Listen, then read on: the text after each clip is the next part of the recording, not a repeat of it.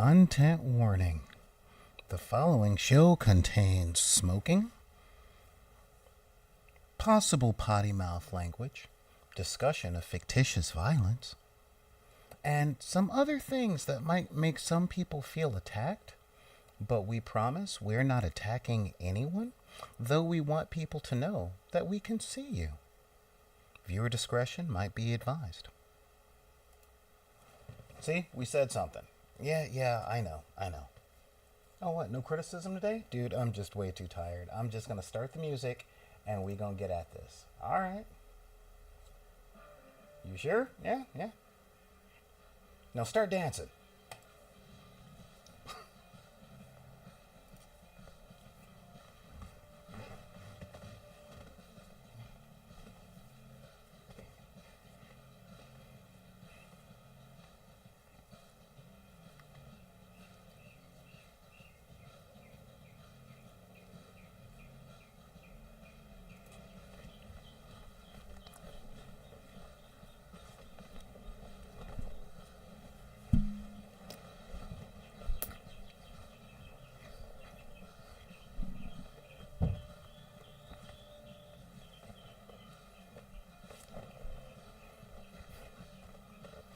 Hey everybody, what is going on out there today? How you doing?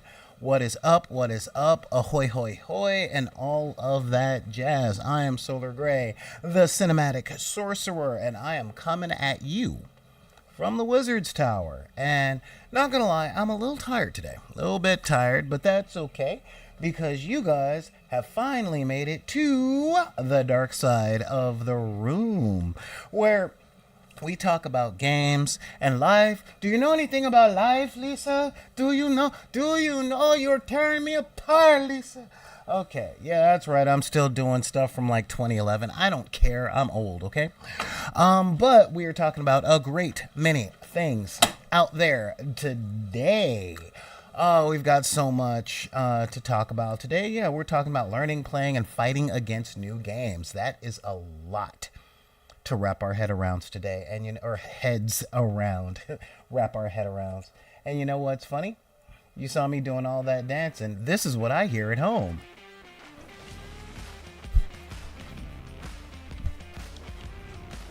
So today we are going to be talking about not a bunch of different stuff, but a lot of aspects that come along with learning and playing stuff and all those things, because that's what we do on this show.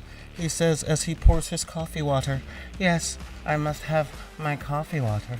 And yeah, it's a weird thing out there, but I had to take a little bit of time off because stuff has just been crazy.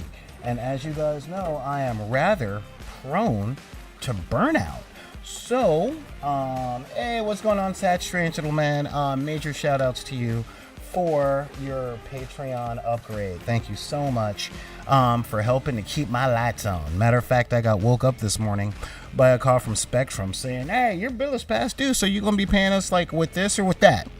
And I'm like, blah, blah, blah. And they're like, yeah, that's a nice little bed there. Be ashamed if something happened to your internet. And I'm like, I'm paying the bill. Blah, blah, blah. And it's because of viewers like you that I can. So I appreciate that. But yeah, so today we are going to be talking about learning, playing, and fighting against new things. Mainly new games, but new things. I have been doing a lot of stuff and been asking a whole lot of questions of myself, of other people, and of gaming in general. So I'm going to let you guys know some of my findings and maybe we can talk about it. But if y'all have any findings, or anything that you might want to add to this conversation. I'm not making fun of French people. I'm making fun of the people that make fun of the French accent. See, layers to my humor. And hey, what is going on? Yeah, there we go. Yeah, we got Saturated Little Man and all that stuff. Let's see who is watching us on the YouTubes right now. Okay, cool. We got the YouTubes and all that stuff going. And so yeah, but I've got the new cup of coffee brewing. And if you guys want to share your opinions and all that stuff, feel free to say something right here in chat, right here. See this chat right here, or you can pull out your keyboard and send me an email at backinthedeck@gmail.com. That's BACKINTHEDECK@gmail.com. You can also hit me up at Twitter, same at Back in the Deck, or Instagram at Back in the Deck, or on my TikTok at BidP. And if you're like me, middle-aged, and you're still on that wretched hive of scum and villainy known as Facebook, you can hit me up over at Deckers on the Book. And look at that, Call of Fortnite is all on it with the Discord invitation and stuff. And I'm glad, because we're going to take a look at the Discord today as part of what we are talking about. All right, so there's going to be a lot of that stuff. So yeah, let me know when you guys are doing the thing and send me some stuff, and that way y'all can join the conversation too. All right, so let's get to it. So, all right, so here we are. We're in the Wizard's Tower. We're doing the thing. And I didn't do a live cast yesterday because I am in the throes, okay, the actual throes of burnout. I am so tired all the time, just so tired. And as you guys may have been able to put together from things I don't talk about on the show,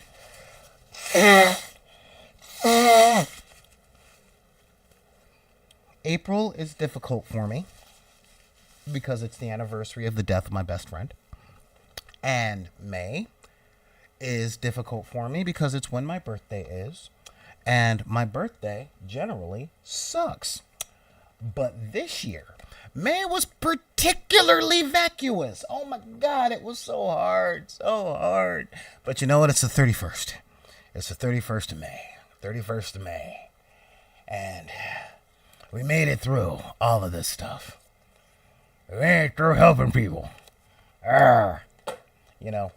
However, that comes at a cost. And that cost is psychological pain. Oh my God, so much psychological pain. As I said, I have been so tired. So tired, I haven't slept a wink. And though I'm so tired, my mind is on the blink. Yes, I made it through. There you go, Neon. You were here. You were here. Well, it's funny because I'm actually a dad, and you have all the dad jokes. But you know what? I would rather you have the dad jokes than me have to put you back under your bridge. So that's what I'm saying. So what were the other things that came up and came out and all that jazz? Well, yesterday, instead of doing a show, I had to get back to some basics, okay? This was a really big thing. I really had to get back to basics.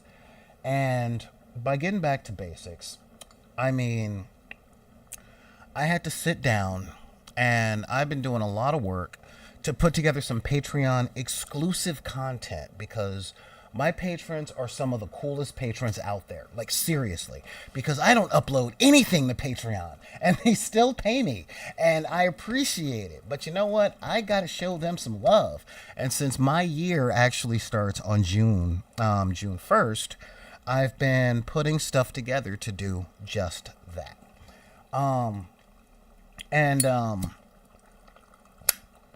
So over the weekend, I made some stuff. And a lot of the stuff that I ended up making was proof of concept for a few things, okay? And so what we gonna do is we gonna take a look at, look at that. And you're like, oh, he made some more terrain. Oh, he made more terrain. That's fun. Yeah, that's the thing, though. I did make some more terrain, all right? I did just that. But I didn't just make some terrain. That's right. Do it right. This terrain is special, okay? It's very special, and we'll go over why tomorrow when we have DW here, because this is something that he will actually be able to do and love and all of that jazz. But yesterday, I got back to some of the basics, and by the basics, I mean I've been doing a lot of tabletop minis games lately, and I had to think about what are the things that got me into tabletop minis games.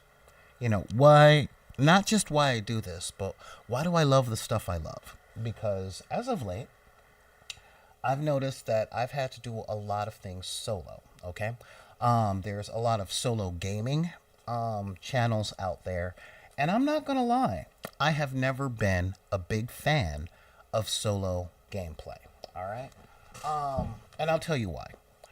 It's not that there is anything inherently wrong or anything inherently bad with solo gameplay. Matter of fact, it can be, from what I've seen, very gratifying, very cathartic. It can be a whole lot of fun. And since, you're always in your own presence, why not have somebody to play with that you know is going to be there? Let's call it a captive audience.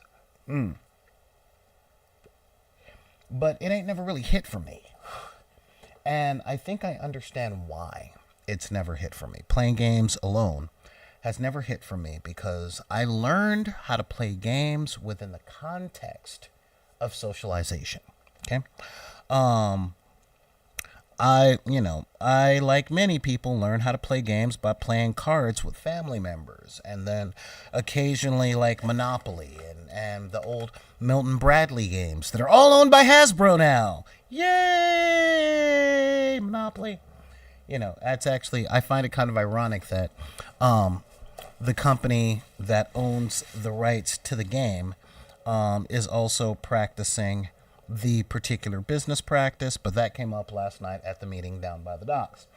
So I've been thinking, because I've been going through a lot of stuff, especially for the Patreon only content, going through all the games that I've been wanting to feature on the channel over the years, and the complications that I've had with featuring a lot of the games that I want to feature on the channel.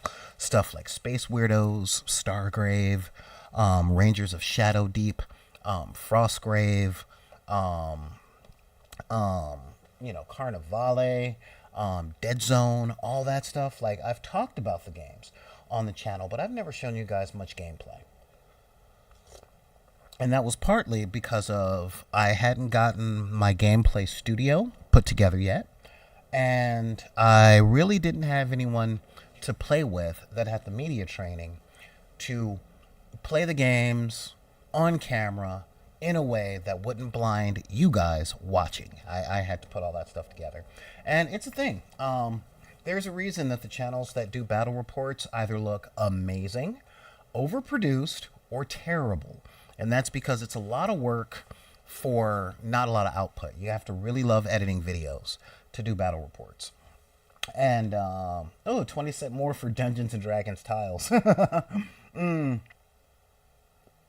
So yeah, I'll get to that. I'm gonna get to that gaming fix because this is that'll be tomorrow's show. That'll be tomorrow's show because I am featuring how I did those things, and how can I put it? It's kind of affordable, kind of not, but it's definitely more value for money when it comes to putting together terrain and stuff. And no, it's not cinematic, but it's great for gameplay. But I want to do this with D.W. McCann. Is there anything gaming channels do that doesn't require tons of love? I don't know. I really don't know.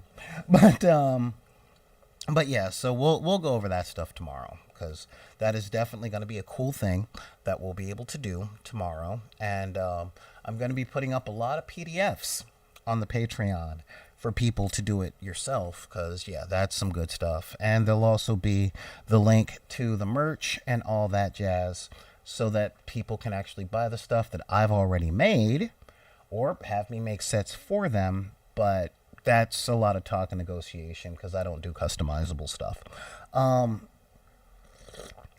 So yesterday, I pulled out a couple of fast forces. Okay, one of the games that really made me love playing with minis was not BattleTech, but HeroClix. I've talked about it on the phone a lot. HeroClix from WizKids, and I thought it was just the bee's knees. Okay, I learned how to play Mage Knight, which came out first. But when HeroClix came out, I'm like, oh, it's like playing with action figures, yeah! And I was cool with that.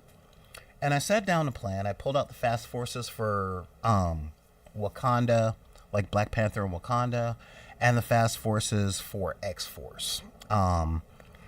And I did some solo gaming, and it was interesting because I don't really enjoy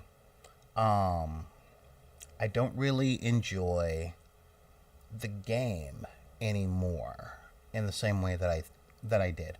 I liked it. There's some ways that I would upgrade it, but I'm kind of sort of working on that for homebrew stuff because I still have all those figures laying around and I want to do something with them. So,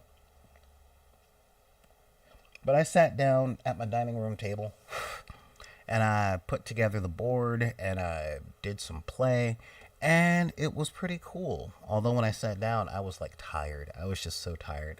And I sat there with their cards and I was doing those things. And yeah, I mean, it was, yeah, I get that. I definitely get that.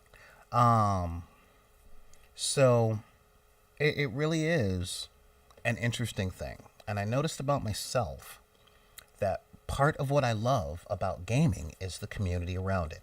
Not necessarily the Warhammer community or the D&D community or blah, blah, blah, blah. No. I enjoy having the company and playing the games and reacting to the games and teaching the games and watch people learning the games. I like interacting with people within the context of playing specific games. There was a time that I'm not going to say I was insufferable, but I will say I was really disappointed because I have a lot of friends that would have a game night, but we wouldn't ever get around to playing games. And it's like, I'm passionate about playing games. I love board games, I love card games and stuff like that. However, I actually like, I don't, however, like most party games. Specifically, because I like games with clear paths to victory. I like clear winning conditions. I don't want to sound like a snob, okay, but I'm not a big fan of games like Apples to Apples or Cards Against Humanity because I've known way too many people that deal with cliques and high school level popularity contests to have fun playing those games. Okay? And it's not that the games themselves are inherently terrible.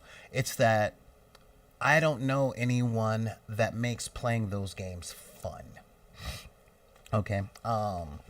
So that's a me thing. Okay? That's why I like board games and miniatures games and stuff like that. And a lot of card games. I'm huge on co-op. I love co-op games because I knew a lot of very competitive people. And one of my favorite ways through competitive stuff is everybody's all on the same team. Haha, now it's us against the game. Let's do this. You know?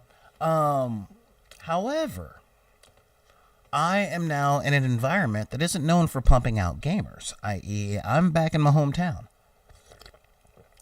And I've been doing a lot of thinking, having a few interviews and stuff. And since I didn't have anybody sign release forms, I haven't had them on the shows yet. But I was talking to my sister, who I'm teaching Grimdark Future and the One-Page Rules games. And an interesting thing about AAVE, or African American Vernacular English, is that it's hard to convey a lot of complicated concepts.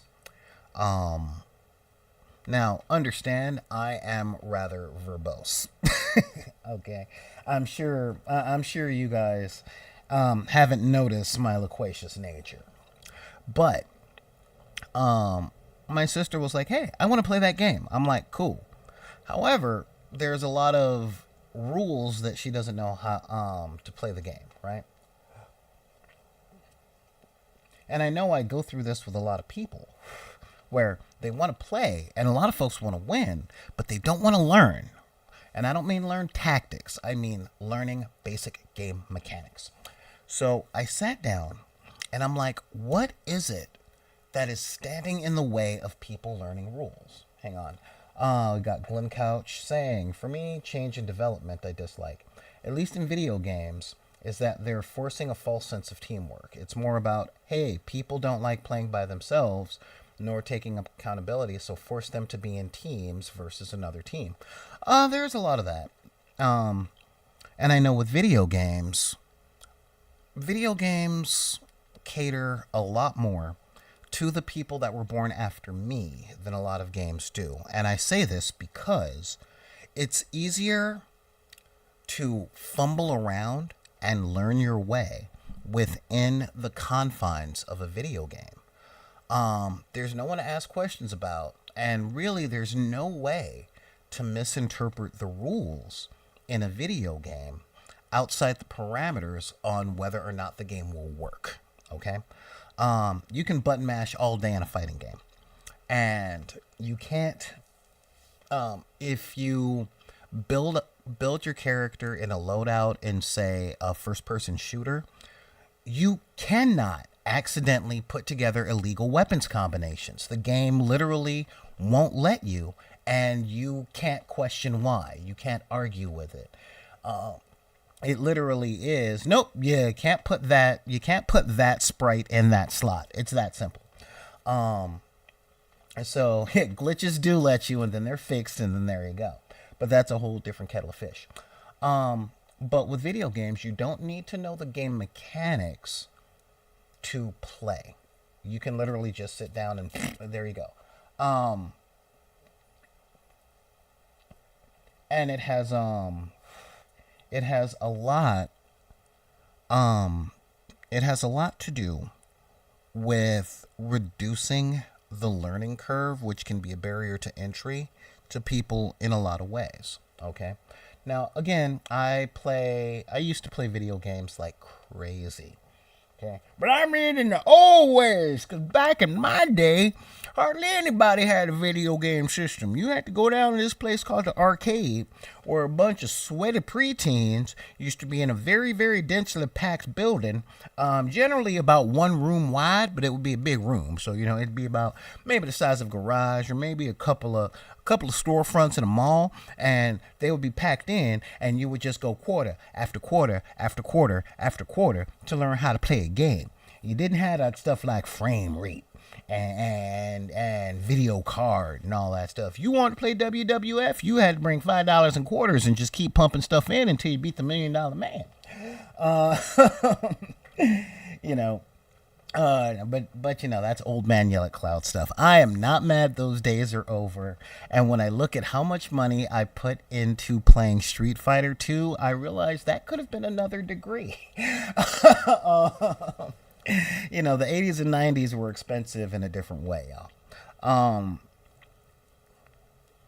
But what stands in the way of people learning a lot of these tabletop games? That is something that I've always been fascinated with. Now, when I was in the suburbs, I came across one major problem, and that was people not wanting, well, how can I put this? Where I was in the suburbs, and I don't know if this is true for all suburbs, but where I was in the suburbs of Southern California, titles and status mean so much to people. And when I say that, I mean a person would hang their entire identity, their character, their being on a title. So if someone was smart, they were smart. But these titles were very much confined within the definitions of the words that we learned in second and third grade, i.e. very absolutist and with very little nuance. So if a person is smart, that means they can learn anything quickly regardless of the complication. Okay? So under that premise, it's the old saying, it's not rocket science, Now, I do have a degree in rocket science, but I'm not a rocket scientist. Okay? And I can let you know it took me 4 years to get a degree in rocket science, and that was hard. And I was not a good student, okay? I definitely am a recipient of C's get degrees, all right? But but the thing is, I knew I was smart, so I knew that I could get it, but I didn't expect myself to get it first go round. Okay? When I sit down to learn a game, there's a lot of things about games that I just don't wrap my head around, specifically because of the lexicon of games. Like when I was learning my favorite TTRPG magic system, Mage the Ascension, I didn't get the difference between arete and spheres. I didn't understand fast casting versus rotes. I didn't get all that stuff. And then I talked to a friend of mine, and I'm like, oh wait, rotes are spells? Oh, so it's like a spell in D&D. It's just something I know. Except in D&D, you had cantrips and spells. And, if you didn't have prestidigitation, it was hard to light a candle with magic, but you could throw a fireball, and that never quite sank with me. And that's one of the reasons that game became one of my favorite magic systems, because you had your recipes and then you knew how to cook, and I liked both of those. However, it took me a while to wrap my head around it. It took me a while to learn. And then once I did learn, man, I ran with it. But for me, it was a lack of understanding. It was something that didn't click. But when I was in the suburbs, there was a major ego investment involved. So if a person was smart, if they didn't understand, that hit them hard inside. Okay? It made them question who they were and what their identity was. And sprinkle in, like in a little salt, just put a little salt in that, competition on top of it. Well, now they're dumb and they're a loser. So those were walls that I had to learn how to traverse when I was trying to teach. Okay. Now that I'm back in the hood, there's a little bit of that, but there's also a cultural context that I understand a little better. Not to say that it wasn't there in the suburbs, because all this stuff comes from somewhere. But I know in the hood, our children, especially in the 80s and 90s, i.e. when I was there, probably in the early 2000s and the generations that came after me, but I was in the suburbs by then, are punished for curiosity. Now, this goes back to some historical stuff, all right? So just strap in and bear with me, okay?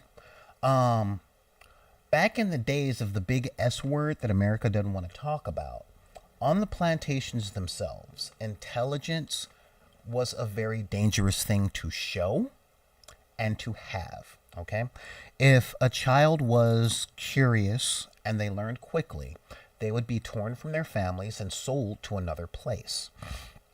So intelligence was something that elicited fear in the elders, all right?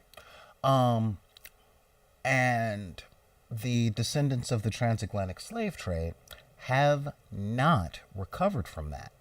The second bit is on the plantations themselves, you did what you were told. And every time you asked for any clarification as to what they meant, you were physically harmed. Okay? Something as trivial as backhanding across the mouth to lose teeth, all the way to being whipped. All right? Just for asking questions. So, in the Chicagos and the Wattses and the Baltimores,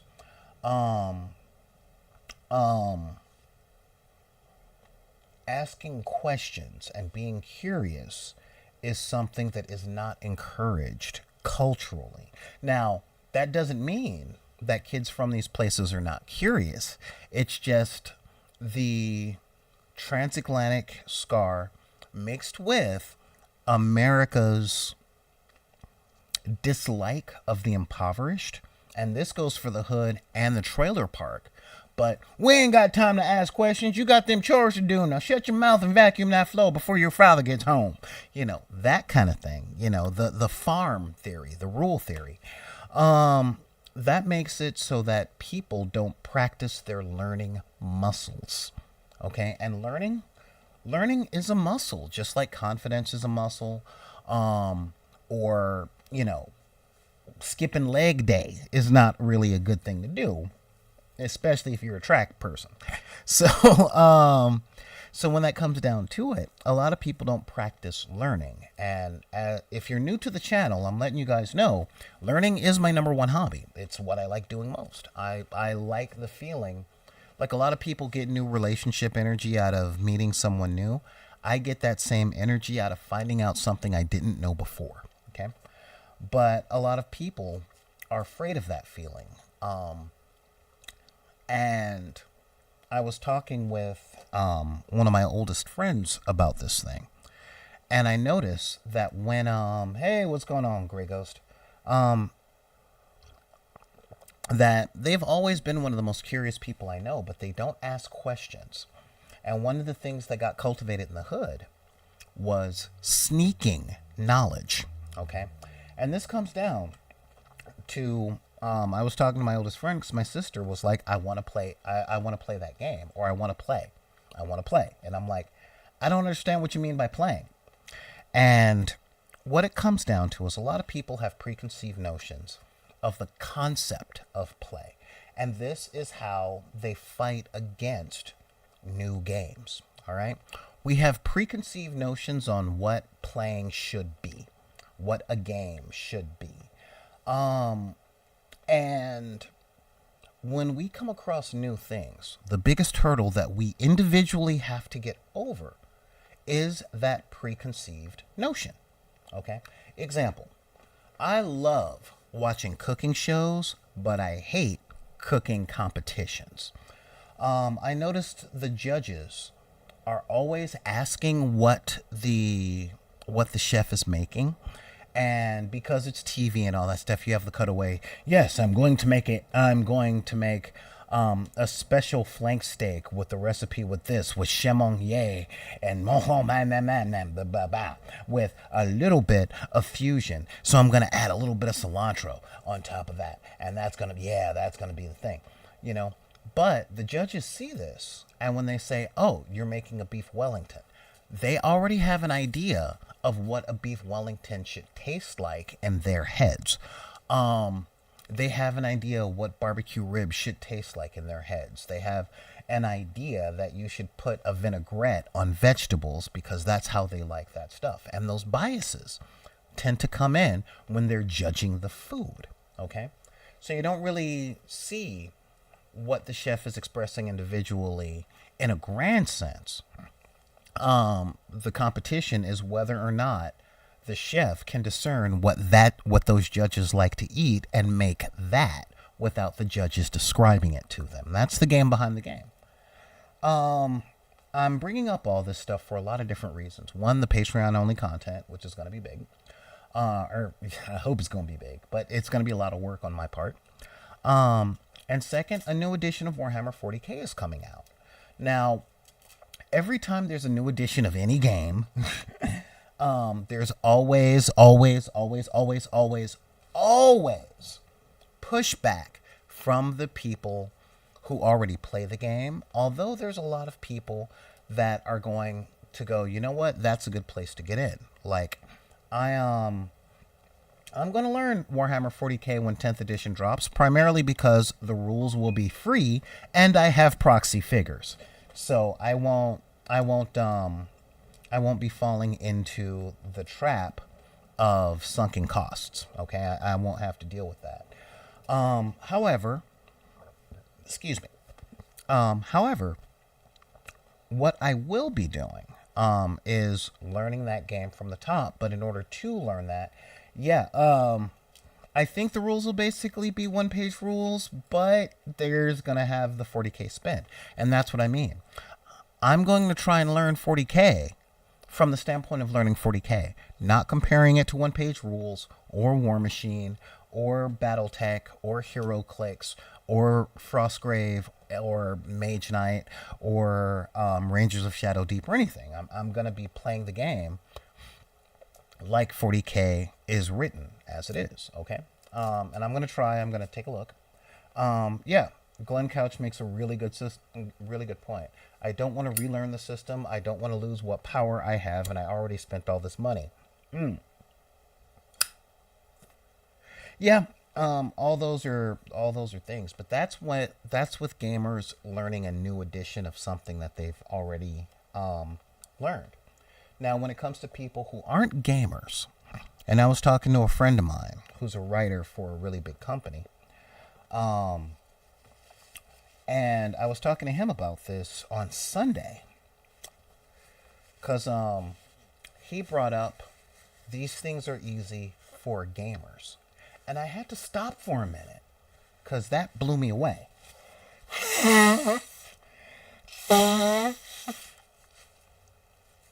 Because I had forgotten that being a gamer is not just a title. Has it has some other connotations, and this is not gatekeeping, okay? But for somebody, oh, stop, Neon. But for a lot of people, like, I am a gamer. Now, I'm not saying I am a gamer and you have to learn all these. No, no, no. I'm an old gamer. I've learned over 300 different games. But that also means I know how to read a rule book for a game. I understand a little bit of gaming language. And I know what is complicated versus what isn't complicated in the realm of gaming. Example. Warhammer 40k 8th edition, I hear, was very, very, very, very complicated. And it is amazingly complicated against one-page rules. It is the difference between calculus and basic math when compared to HeroClix. Okay? However, they still use a lot of the same language and a lot of the same lexicon. But to someone whose gaming experience is the stuff you were able to buy at Target in the mid-90s, i.e. Milton Bradley board games, Monopoly, Sorry, maybe Life, maybe Mousetrap, definitely Uno, or stuff that you would play at the cookout like Spades, Bid Whist, Dominoes. When it comes to stuff like that, the simplest games on these tiers of experience are way more complicated. Okay, it is a stellar jump in rules between Uno and BattleTech. Okay, I don't care where you come from. I'm just looking at the rules of each game. One requires a 20-page book. Another one requires a sheet of paper.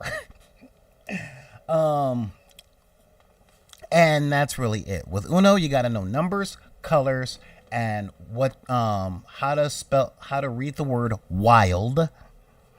And you have to know symbols like arrows. Okay, that's just it. All right, good night, sad, strange little man. Oh my God, yeah, driving through rural Arkansas. Ooh, well, tune in a bit later, and again, thank you for upgrading your thing on the Patreon. I really appreciate it. So, when it comes to playing new games, there are a few barriers that are there. All right. Some folks do not want to take the time to learn Crunch. They just don't. Okay. So how do you convince someone who doesn't want to learn Crunch in concept and show them the fun that can be had with a lot of these games? Okay.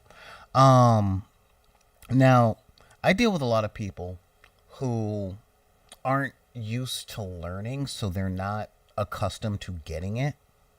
And when I say that, I mean, down here in the hood, the three biggest things that kids from my generation were told all the time was you're not going to amount to anything, you're stupid, and if you can't learn this simple concept, I'm not teaching you anything else. Okay, there were a lot of barriers to practicing learning. Okay, and a lot of us have taken that into adulthood. Now, I'll tell you, I talk a lot about how I've gotten my butt kicked a lot growing up because I had a large vocabulary. I mean, my mother gave me a dictionary and essentially said, you're going to get 5 across the eyes if you don't speak with as many words as you can, because I bought that encyclopedia and I bought that dictionary so that you don't walk around sounding ignorant. Okay? So I had to speak, I suppose you can say, the Queen's English, and I don't have a lot of money in my bank account because I spend most of it on 50-cent words. So when that comes out, a lot of kids around the neighborhood didn't understand what I was saying when I spoke. Therefore, instead of asking me what I mean, they just didn't speak to me. That really is what it was. They didn't want to speak to me at all. Even now, my sister's best friend is like, man, I can't talk to Sawyer. You use all these words I don't understand. I'm like, why not ask me what the hell they mean? And I didn't say hell. And I got hit with that awkward silence, and that awkward silence was telling me that they were embarrassed for not knowing something that they'd never been taught. Okay? Yeah, Gregos, I would say reload the page if you're hearing an echo. So with that, that is a really big thing where a lot of people are embarrassed for not already knowing what they haven't learned. So, this is where I talk a lot. Well, hang on here. I hope it's fixed itself. So this is a place. Oh, it did fix it. Thank you. All right. So, I am one. Okay. So this is why I talk a lot about putting together a safe environment. Okay. This is really killing me. I'm in the middle of my show, and now everybody and their mothers on Facebooks are going, blah, blah, blah, hey, hey, hey. And I'm like, dude, really? Yeah, knock it off. So, as I was saying, this is one of the reasons that I'm so big on cultivating a safe environment. But what do I mean with safe? Okay? And I mean, and this is a big one, if anyone wants to cultivate a safe environment, first, they have to understand what the danger is in the place that they're trying to cultivate a safe environment. Okay? It's easy to go, well, you got to have a safe environment, so you got to make sure nobody's going to bust in there with a gun. Yeah, duh. All right? But that ain't the only danger. Okay? What is it that makes people feel unsafe? Okay? And this is where studying sociology really comes in handy. Because a lot of people that you interrupt with, or not interrupt, but a lot of people, a lot of folks don't even know what the problem that they have in cultivating these things are. For some people, it's ADHD. For other people, it's complex post-traumatic stress disorder from where they were growing up. And I don't care what economic background you come from. I know lots of people from, say, the upper middle class that have damage that keeps them from learning stuff.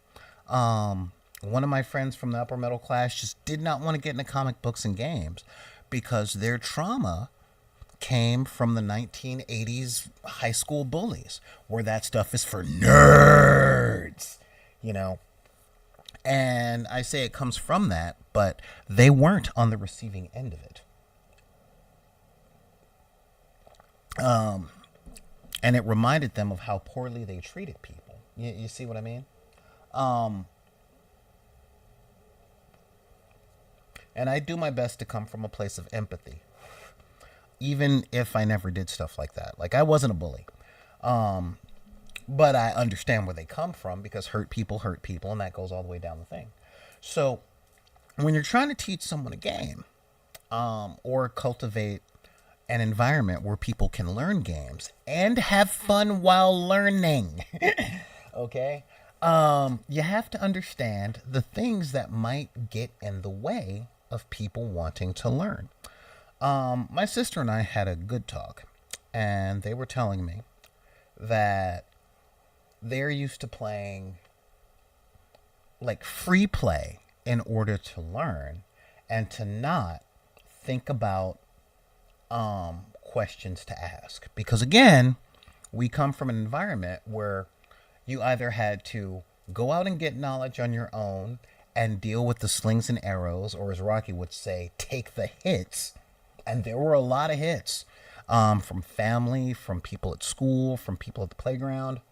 Um, you know, you had to put up with a lot of negative stuff in order to get information, or you had to cleverly sneak it. My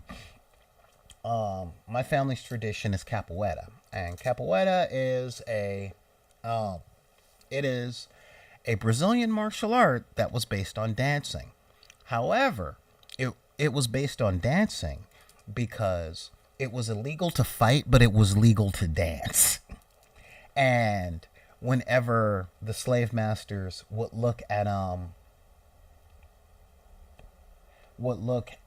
the slaves doing capoeira and actually fighting, everyone would be like, no, they're just playing. They're playing a game. See, look at them. You can see the example in the movie Sorry to Bother You, where there are two dudes that are literally about to start throwing hands, but in order not to get harassed by the police while they're doing this, they are very aggressively complimenting each other. I mean, it really is that. So it's a masked intention in order to avoid trouble. And I'm like, okay, now that makes it difficult to teach because you're not seeing what you want to learn and you're afraid to ask questions. So I'll make a deal with you. You ask me a question, and I promise not to condemn you for asking. How's that? you know. And I say condemn. If you're new to the channel, language is kind of a big thing to me because I always want to be clear in communication. Because there's so many things that people say that I don't understand. Like, it took me years to understand that when people are like, you're judging me, what they're really upset about is that they don't feel as though they're being judged. They feel that they're being judged poorly, or, more to the point, being condemned. Okay? They're afraid of being looked at and being told that they're not good enough. And I'm not really a condemning kind. However, those who do condemn, mostly in a passive aggressive manner, say the same stuff. This is what I talk about when I talk about trauma. Okay. In the United States, we're all really messed up. And, this is not a political channel, but I will go out on a limb and say we all need universal health care, if for no other reason that we can get therapy, okay? Because, we need it. And until then, we're stuck trying to do a lot of things that are therapeutic. But part of therapy is being brave enough to recognize what the actual issues are, okay? And a lot of the times when I'm teaching games, I come across people with a lot of particular issues. They don't want to be condemned. Okay, they're afraid of losing status or even physical violence when it comes to not being good enough. And a lot of this stuff comes out in things that we'd like to do for fun. This is where people fall into cycles of things, i.e., they play the same games. They order the same drink at a bar because they don't want to be made fun of for ordering a girly drink. Or, this is why things have covers. So there's a lot of status and ego and condemnation that a lot of us are working through. Now, this is all the part of fighting against new games. Excuse me. I mean, yeah, the idea that Glenn brought up a little earlier of, I don't want to go through all this problem of learning a new system. And that is big because a lot of games are needlessly complicated. Okay, so needlessly complicated. And this is where we come down to we should add a mutual support circle to the meetings down at the docks. You missed the last one, bruh. The mutual support circle is always what happens afterwards when we go eat at that various chain restaurant that's open 24 hours. That I'm not going to say out loud just in case the CIA is listening. So, yeah, it's true that some people hate change, but there is a deeper thing behind that Call of Fortnite. What I've come to notice, and this affects things in so many walks of life. I've learned this just by aging. That one of the major reasons that people hate change is that it's a lot of work to keep up with things. And it is so easy to be made to feel as though you are being left behind. Okay? That's a really big thing. One of my older brothers, who I'm not very close with, was talking to me about the left side of politics. He was talking about pronouns and sexuality, and he admitted in one of the moments where he wasn't showing bravado, he's afraid that in this new world where homosexuality is accepted and trans rights are a thing and more people are recognized as people, that there'll be no place in the world for him. And that is what he is really fighting against, you know. And I see this all over the place. I don't care if we're talking about the new Star Wars movies, the new Little Mermaid, anything that's a hot button issue out there. When you have people saying, they're taking this from me, the subtext that I can see is they are afraid of being condemned and being exiled, i.e. being othered. All right. And this fear of being othered is one of the biggest things that stands in the way of people learning new games or things. Okay. I mean, this is real. All right. Hazing and making fun of the new guy and all that stuff, that became a major piece of Western civilization in at least the 20th century. Could have been earlier. I wasn't there. I was there in the 20th century where hazing and making fun of the new guy and making fun of the different thing was just something that was accepted. Okay. These are the years where the bullies weren't just not punished, but where the bullied were punished for fighting back. All right.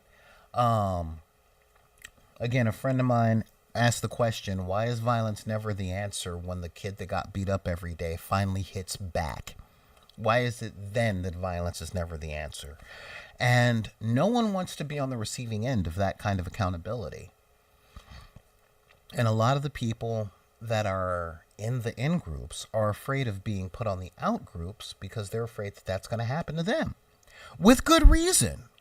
And I'm not saying that the out groups will, but most in groups were born of the former out groups. That's just the way it was. You know, that's the cycle of history.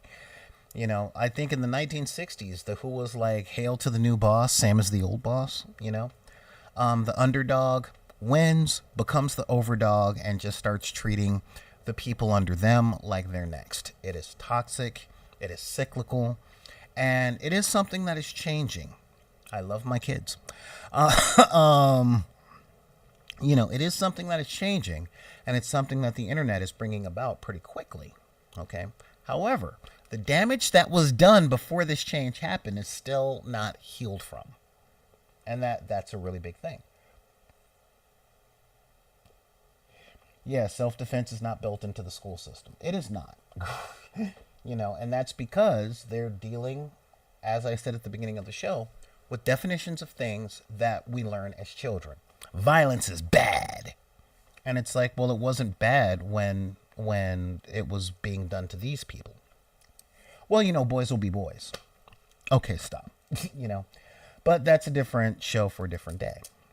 But I'm talking about the damage that was done as a member of the out group hits that part of the lizard brain when it comes to being the new guy. All right.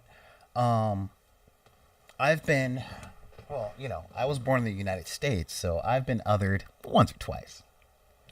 And I, when I was a much more violent person, I would explode at people when they're like, you don't know what you're talking about, therefore you don't have the right to speak.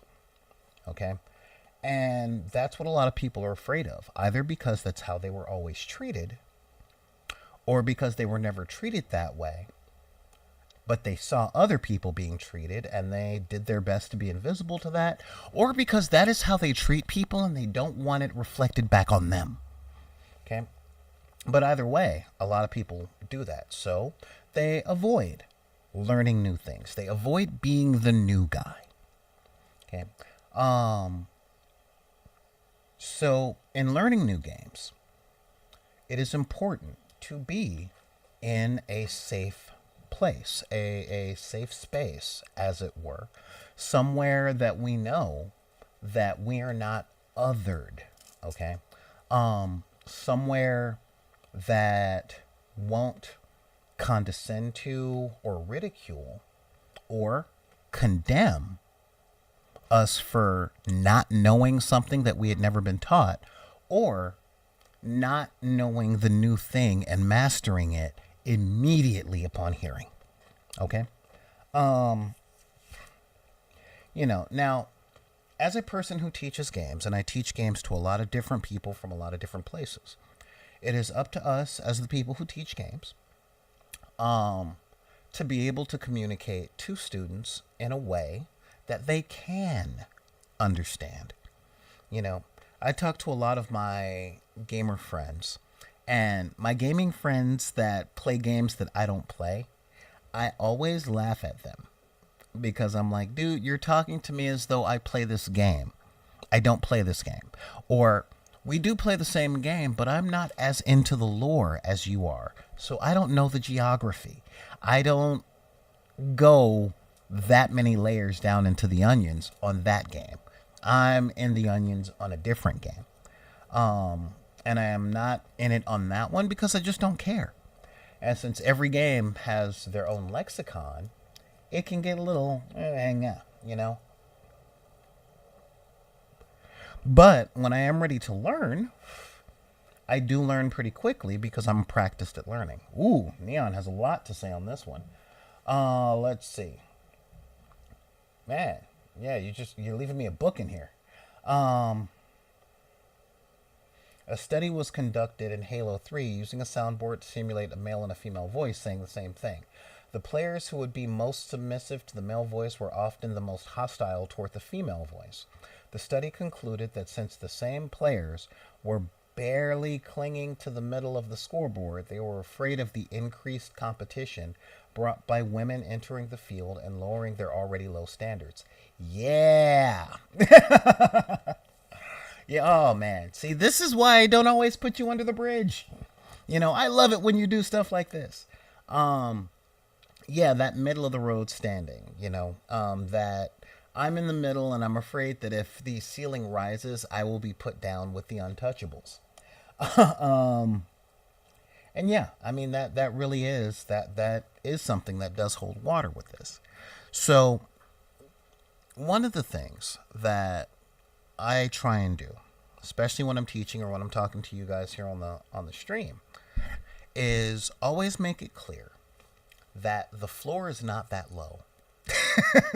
The floor is the floor, but the ceiling is not that high, and the floor does not go into the sewer.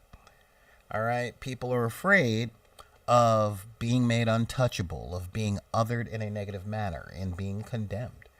But when we cultivate gaming environments, I don't care if it's a TTRPG table, I don't care if it's playing musical instruments with people that you haven't done so before.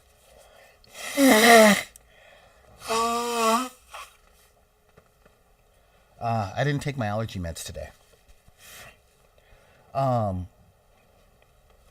one of the things that is really important is to make sure that no one is negatively othered. Okay? Now, this comes with a difficulty. I know I haven't played many miniatures games lately on the level that I can play on. Okay? Part of being a teacher is that you have a lot of students, and the best of teachers, when I was told that the best of teachers want their students to surpass them. And one day my students will.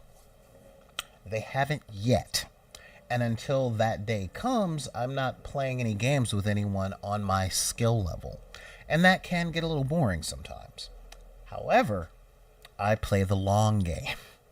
All right? There are a lot of people I taught HeroClix to that buried me eventually. A lot of people that I taught Lord of the Rings to that buried me pretty quick. Excuse me. So I have a weird fluctuating middle of the road skill level. It's a weird thing. Because I don't have that drive in me to be the very best, like no one ever was. I'm good having had a cup of coffee with Ash Ketchum. I don't want to be him.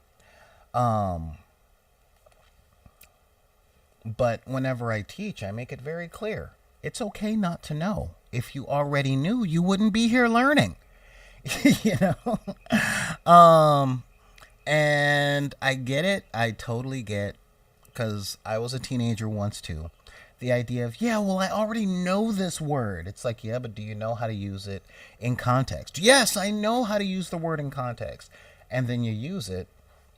What was this? You don't want to be 12 years old for 30 years? No, that means I never leave puberty. You can have that. Thank you. Yes, a cup of coffee. Yes, I'm happy having a cup of coughing with Ash Ketchum. Don't get on me about my accent. I could start saying, don't you know? But yeah, or don't you know? But yeah, nah, it's not me. Where was I at before you guys started being all sarcastic? Yeah. Is that a cup of Meat Boy? That looks like a cup of Meat Boy. Like I was saying, I cultivate an environment. That's where I was. I said that to someone when I was in college. Like, if you already know this stuff, then why do you have to take the class?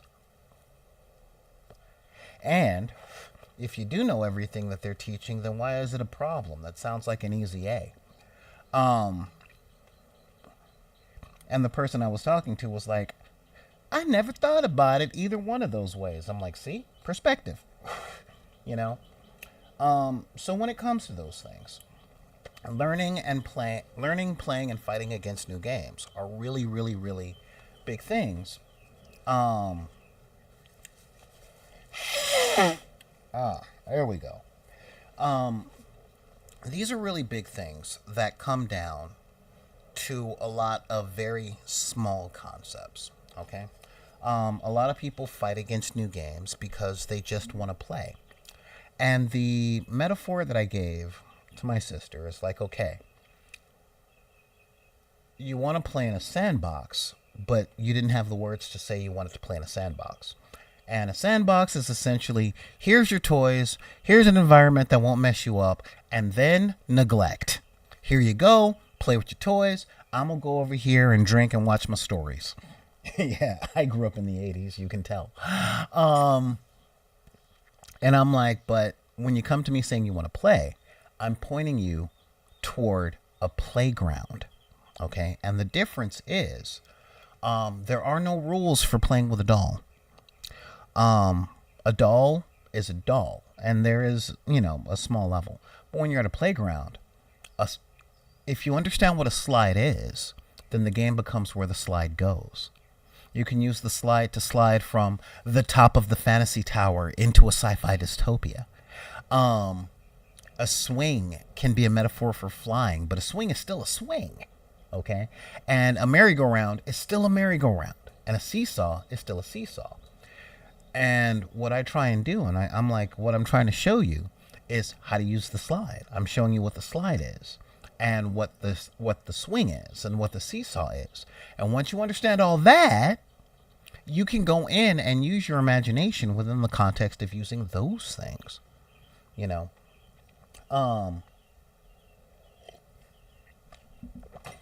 yeah, doo-wop, doo-wop, doo-wop, doo-wop. Okay. So let's see here. Yeah, there was a short-lived Pokemon manga in the early 2000s that did critically examine the social repercussions of sending hormonal teenagers into monster-filled wildernesses. That sounds like satire. And my sister got it, primarily because her and I played at the playground a lot. And in those days, the playgrounds did have sand in them, but a swing was still a swing, and it did what it did. And you can use what the swing does to do a plethora of things. Okay?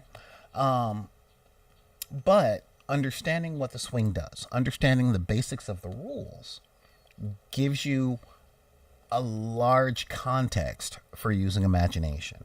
Now, this is not to say that free play is not important. Free play is hugely important. However, and this comes back down to the biggest theme of this channel, communication. You know, if she wants to sit down and play with toys and go pretend, I'm like, say that. If you say you want to play Grimdark Future or Go or chess or anything like that, then you have to learn the rules to those games. Okay? So yeah, it was a thing. It was a really, really, really big thing. And it's something that actually met her where she lived. So cultivating the relationships, cultivating the safe environments where it's cool to ask questions. All right? Because it's important to make sure that the people who are learning are not condemned for not already knowing what they've learned. That is a really big important thing. And when these things are cultivated properly, and when the people who have reservations feel safe to express their reservations, then everybody can learn more and everyone can have more fun. So, if you got any questions about those particular things, it's perfectly cool. All right? Perfectly cool to have questions about those things. And just, give it some thought on that. And feel free to hit me up with those questions right here at backinthedeck@gmail.com. That's BACKINTHEDECK @gmail.com. You can hit me up on Twitter @backinthedeck, on Instagram @backinthedeck, on TikTok @bidp.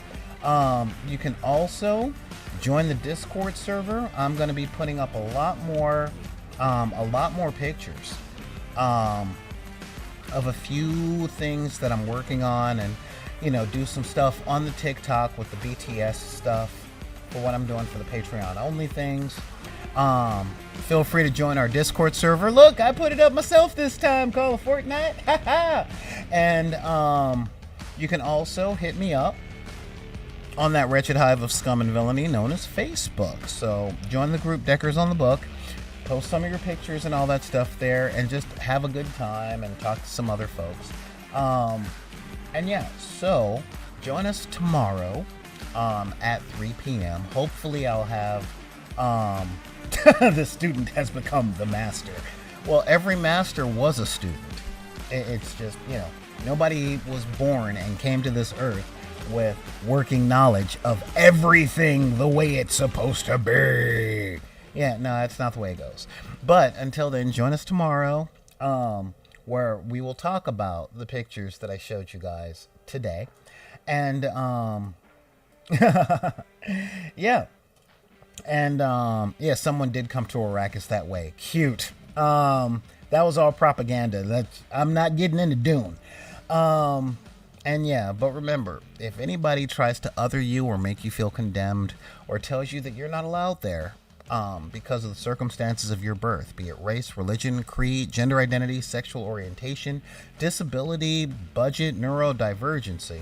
I stress budget because everybody knows that the trailer park ain't never that far from the hood. you can tell them to take any of those cards and put them back in the deck. This is Solar Gray, the Cinematic Sorcerer, saying thank you guys for joining me, and I will talk to you guys later, and we will see you next time on the dark side of the realm.